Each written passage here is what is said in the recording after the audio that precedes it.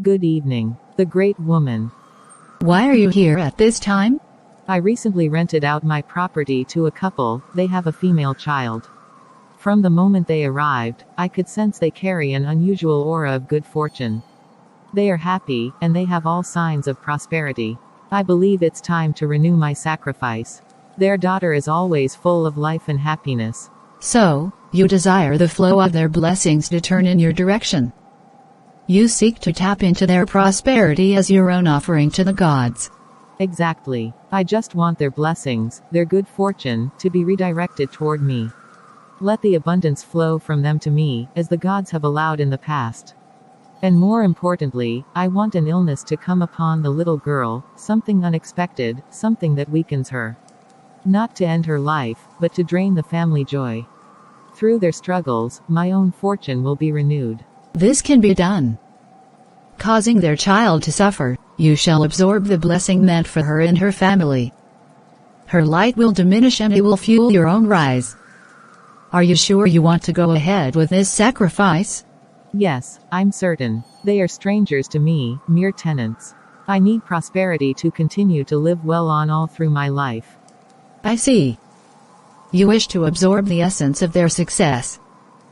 But be aware, this means that their well-being will diminish, and they will face hardship. Your prosperity will be gained as theirs drains away. Yes, that's exactly what I want. What more do you seek beyond wealth and fortune? Like I said earlier, the new couple have a very vibrant daughter. She's so full of life and energy. I want to take from her vitality as part of my sacrifice renewal. So, in essence, you want to increase your lifespan? Yes, my body grows weaker with each passing year. I feel age creeping in, and I don't want to fade into nothingness. If I could draw from her vitality, her youth, it would renew my life and strength. This child has her whole life ahead of her.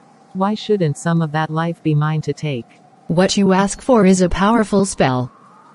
To draw from her life would indeed give you renewed strength and prolong your days. But such a request does not come without consequences. The child's health and energy will weaken, and your lifespan begins to expand.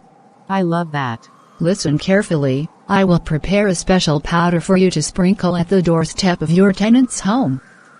Once any one of them step on it, whether the couple, or their daughter, everything they thrive on will start diminishing, and consequently, you begin to flourish. So, all I have to do is spread this powder at their doorstep. Yes, this is a potent magic. Every step they take across that threshold will drain their prosperity.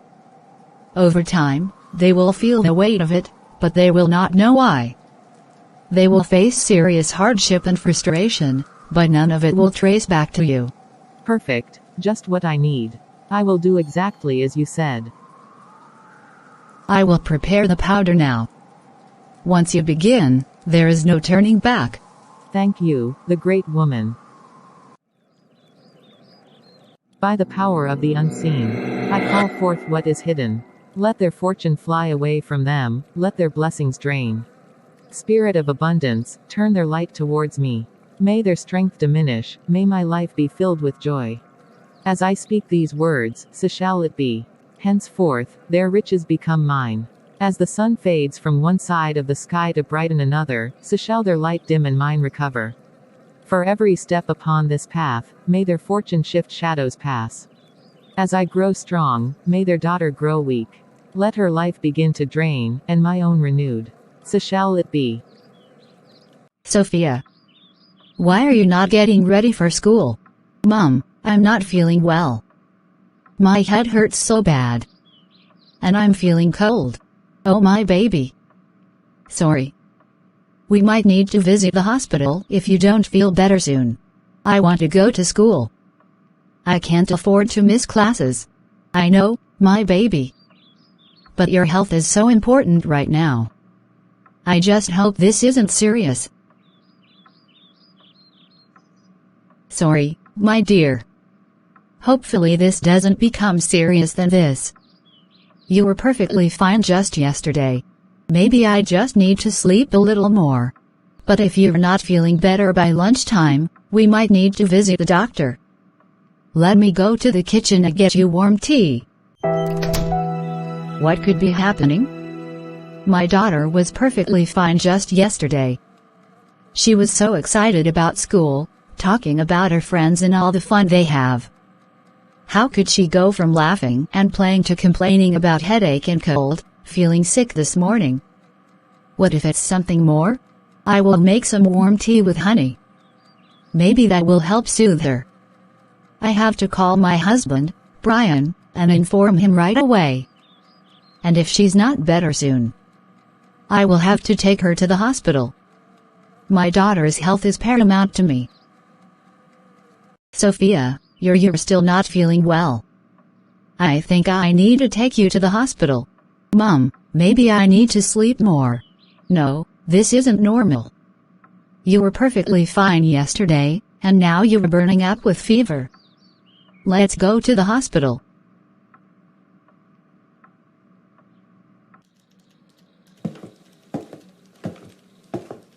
Brian, please see me in my office. Okay, sir. Thank you for coming in. I know this isn't an easy conversation to have, but I just have to make it known to you. Is everything okay? Unfortunately, the company has been facing some financial challenges lately. Due to these constraints, we have to make some tough decisions. After a thorough review, we have had to come to the decision to relieve some of our staff. I understand. So, am I one of those affected? Yes, Brian. Regrettably, you are. This decision is in no way a reflection of your performance. You have been an excellent team member, and we value all you've contributed. It's simply that the company can no longer afford to keep our full team on board. I will definitely miss working here. We will do everything we can to support you through this transition. If you need recommendations or any job search assistance, please don't hesitate to reach out. This decision was difficult for us, Brian. We sincerely thank you for all you've done. Just like that, I'm out of job. I gave everything to this company. I gave all my time and effort. It's hard to believe it has come to an end. I always thought my hard work and loyalty would be enough to keep me secure. But now, it's clear that sometimes, no matter how much you put in, life can throw obstacles you never saw coming. What am I supposed to do now?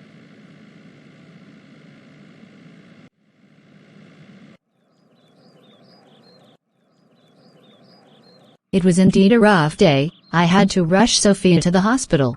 She was fine when I left this morning. What suddenly happened to her? Yes, she was perfectly fine all through yesterday. But out of nowhere, she woke up with a high fever and was seriously shaking. Maybe it was something mild, but it kept getting worse. So I didn't want to take any chances, so I took her to the hospital. What did the doctor say? They ran some tests, but they couldn't find anything specific that's wrong with her. They gave her some medication to bring down the fever, but they were just as puzzled as we are. They said we should monitor her closely and bring her back if her health doesn't improve. I can't believe this. She was healthy yesterday. Exactly, I've been worried. I kept thinking, how could she go from being so lively to suddenly bedridden? It's so strange. I don't know what to say. Well, keep an eye on her, and if there's any sign she's getting worse, we will return to the hospital immediately. Our daughter will be back to her happy self. She's in her room, sleeping. That's fine. Sweetie, there's something I need to tell you. What's that? I was relieved of my job today. What? What happened? I thought things were stable at work.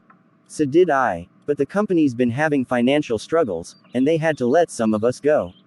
I was one of them. I'm so sorry. I know how much that job meant to you, to all of us. I tried all my best to give everything to my job, hoping it would secure us. But it seems it wasn't enough. And with Sophia falling sick now, it just feels like everything is crashing down on us at once. Don't be too hard on yourself. You've always done your best for us. Losing your job doesn't change how much you've done for us. We will get through this together. I just never thought I would be in this position.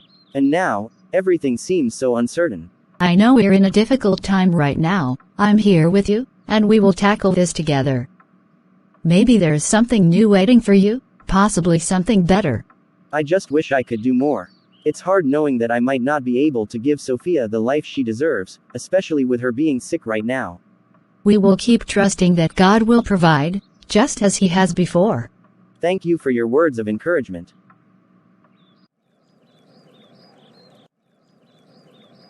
To think they can come live in my house and flourish without me benefiting. No, that won't happen. I've worked hard to keep this property. I deserve to prosper from what is mine. Just a little powder at their doorstep, and all that they have will start to shift my way, like honey drawn to the hive. That job of his, the peace in their home, even the peace of their daughter, all of it will begin to wither slowly, like a plant without water. And as they weaken, my strength, my wealth, and my life will grow. They will never understand. Just a small price they will unknowingly pay for renting my house. Their blessings are now mine. With each step they take over this doorway, my prosperity will rise and theirs will shrink, bit by bit. So shall it be. I don't even know where to start. It's like everything started falling apart overnight. Business has been really slow. Customers just stopped coming all of a sudden. People I used to see every week, even friends I thought would always support my business, they have all disappeared. I'm barely making sales, and it feels like my shop is invisible to everyone. That's strange, Beatrice. Your shop has always been full. I remember how people used to flock here, you had such loyal customers. Do you think it's just a rough patch? That's what I thought at first, but it's been weeks now. And it's not just my business. My family has been going through so much. Just the other day, my daughter, Sophia, suddenly fell sick. Out of nowhere, she started complaining about body pains and fever.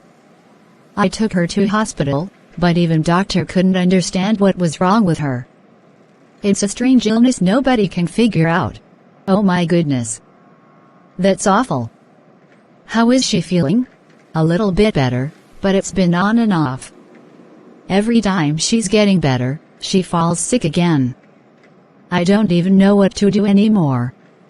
And if that wasn't enough, my husband was asked to stop coming to work. What? Brian. But he had been with that company for years. Why would they let him to just go like that? They said it was due to budget cuts, but it feels too sudden. He put so much into that job, and they just let him go. Ever since we moved into this new house, it's like our lives have been turned upside down. One problem after another. From my daughter's strange illness, to my husband's job, and now I don't make sales anymore. That's so strange. Everything seemed fine before you moved into this house. Yes, we were doing well. Brian had a stable job. Sophia was healthy, and my shop was thriving. But now, it feels like we are cursed. I don't know how to explain it. Joy. I feel something isn't right. It's like the moment we entered that house, a dark cloud followed us inside. We have to be really careful. Not all blessings come from God. Some things look good, but when we get close, we realize they come with strings attached. The enemy has a way of disguising his works as blessings, only for people to suffer in ways they couldn't foresee. That's true, Joy. I thought this new house was a blessing. It was everything we wanted, and the landlady seemed so nice. But I never imagined things would turn out this way. That's why we should always pray before making decisions, like renting a home. Psalm 127, verse 1, says, "Except the Lord build the house, they labor in vain that build it, except the Lord keep the city, the watchman waketh but in vain." It's a reminder that, if God is not in the foundation of what we are doing, whether it's house renting, or anything we step into, it may not bring peace. When we go into situations without involving God, we might end up opening doors we never intended to. It's like we have welcomed darkness into our lives without even knowing it. I never realized how important it is to involve God during house hunting. Absolutely. It is important. John 10, verse 10 says, "The thief comes only to steal, kill and destroy. I have come that they may have life, and have it in abundance." We have to be vigilant. It's not just about what we see but also what's behind it spiritually. When we don't seek God's direction, we may step right into the enemy's plans. Thank you, Joy. You've given me so much to think about. You're welcome. Remember, God is with you, even in the hardest times. I will be praying for you and your family, that God brings you peace and bring your family out of this captivity. Amen. Thank you. Look at that house over there. Where they park red car. Yes, Mom. I see it. I feel sorry for the family that just moved in. I've had some really strange things about their house. Strange things like the landlady has put some kind of spell on it. Anyone who rents can ends up facing all sorts of troubles. They say their business fail, finances collapse, and even their health goes downhill. It's like the house drains their happiness and prosperity. Mom, do you think this is true?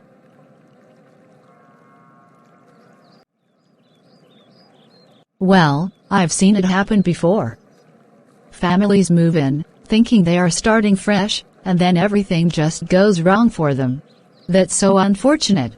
I just heard the family that presently living in the house are facing serious challenges right now. I wish someone would warn them about the house. They deserve to live in a good house without all that negativity. I can't imagine a landlady would do that to her tenants. Let's just hope they'll be safe, and maybe even break whatever hold that house has on people. They don't deserve to suffer because of someone else's greed. Exactly. Sometimes, it's not just about finding a house, but finding a place that brings true peace. I needed to come back and talk to you.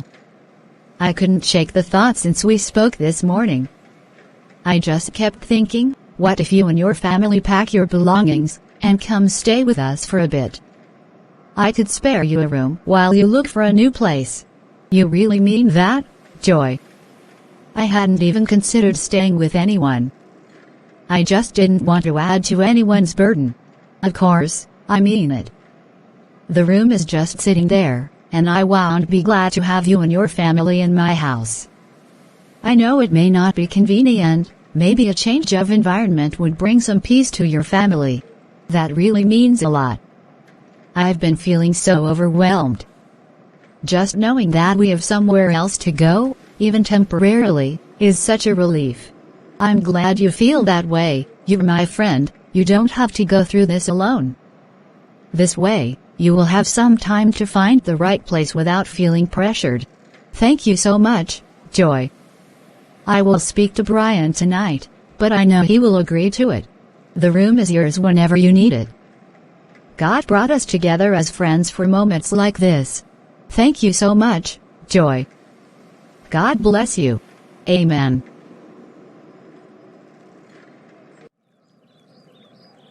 I had an unexpected visit from Joy today.